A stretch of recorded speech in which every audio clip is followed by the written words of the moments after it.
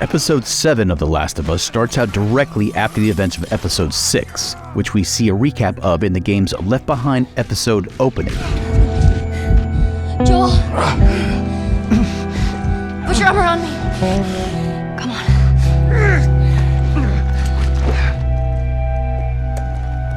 I think we're safe. Joel? Joel? Sean! You gotta get up! Joel! In the show, we see Ellie tending to Joel, who is incapacitated, and tells her to leave him and to go back to Tommy. You go to Tommy.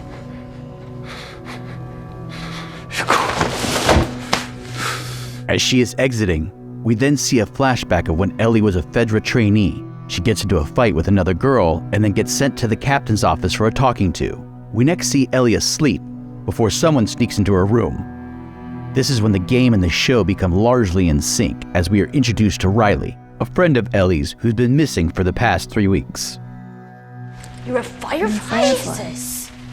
In the game, we then see Ellie's story return to the present day, tending to Joel before heading out for supplies. I'll be back in a flash. Promise.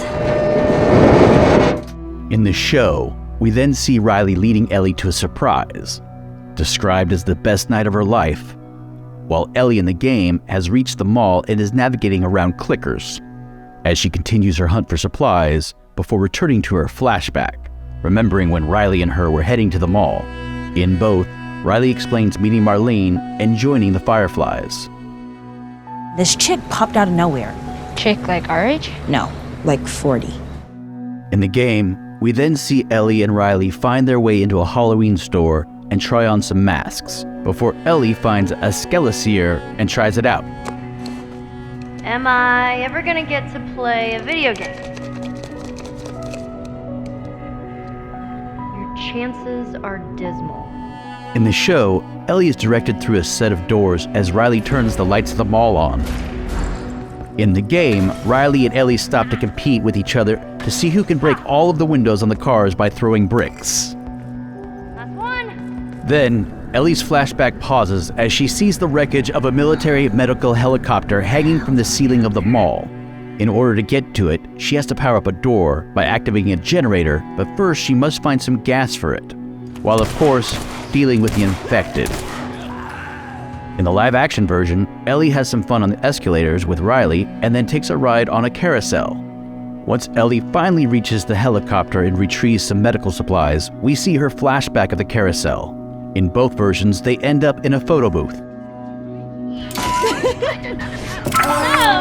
Back to back? Yeah. Okay, something creepy. Just scary, okay. City store. Oh no! Then in both, they find their way to an arcade. This is the most beautiful thing I've ever seen.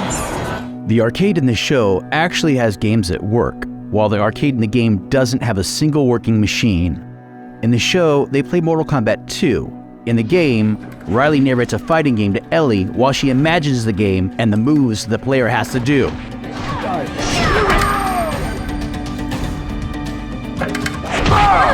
Brutal combo. Your time here's done. Finish him. The screen turns dark. Angel Knives' blades begin to glow. She pierces his torso again and again until his heart flies right out of his chest. She winds back her leg and roundhouses his head clean off. A geyser of blood covers the entire playing field. Oh, nice. That is an ultra kill. Angel Knives throws her fists in the air. You win. Fuck yeah, I win. Not bad for your first game. So? It was alright. You loved it. Yeah, I kinda did. In the game, Riley surprises Ellie with squirt guns, and they play a game to see who can soak the other first. In the show, Ellie finds some bombs and gets upset with Riley, who then lets Ellie know that she is leaving. Realizing that their time is short, they put on Halloween masks and dance. In both, Ellie asks Riley not to go before kissing her. They are then interrupted when an infected person arrives and attacks them.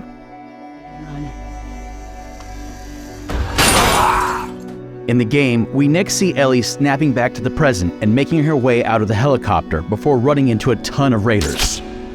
Once she dispatches them, the game returns to the flashback of Ellie and Riley running from the infected, similar to what we see in the show.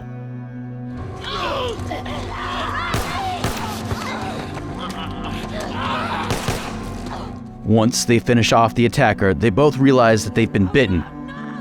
No! They decide to wait it out and live every last second they can.